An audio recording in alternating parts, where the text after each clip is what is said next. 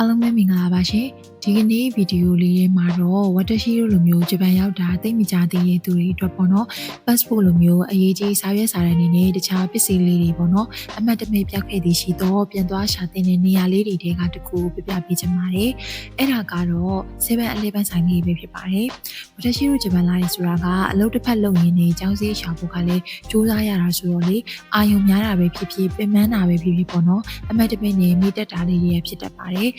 ဆိုတော့7-11လိုဆိုင်နေမှာကမိတူကူလို့ရတယ်ဆိုတော့များသောအားဖြင့်ပေါ့နော် passport လိုမျိုးဒီအရေးကြီးတဲ့စာရွက်စာတမ်းတွေကအမှတ်တမဲ့နေမိကြံခဲ့တာမျိုးဖြစ်တတ်ပါတယ်အဲ့လိုဆိုလို့ရှိရင်7-11ဆိုင်မှာပေါ့နော်မိကြံပစ္စည်းအနှံပေးထားတဲ့နေရာလေးတွေရရှိရဲဆိုတော့ပြန်သွားပြီးတော့ရှာကြည့်သင့်ပါတယ်နော်ပြန်တွေ့ခဲ့မယ်ဆိုလို့ရှိရင်အပိုကုန်ရမယ့်ငွေရမကုန်ရတော့ပေါ့နော်အစာတွေကမပြောက်တာကောင်းနေဆိုပေမဲ့လို့ဒီလိုမျိုးအမှတ်တမဲ့နဲ့ကြုံလာရတဲ့အခါမှာပြန်သွားရှာကြည့်တဲ့နေရာလေးမျိုးလို့ပြပြလိုက်ပေးခြင်းပဲဖြစ်ပါတယ်ဝတ်တရှိမျှဝေပေးနေတဲ့အကြောင်းတွေကဝတ်တရှိလိုဂျပန်ကိုပေါ့နော်စားရောက်ကစားလူငယ်တွေအတွက်ကြုံတွေ့နိုင်တဲ့အကြောင်းလေးတွေနဲ့ဖြည့်ရှင်းလို့ရနိုင်တဲ့နည်းလမ်းတချို့ပဲဖြစ်ပါတယ်ဒီလိုကြည့်ရှုပေးခဲ့တဲ့အတွက်အများကြီးကျေးဇူးတင်ပါတယ်ရှင်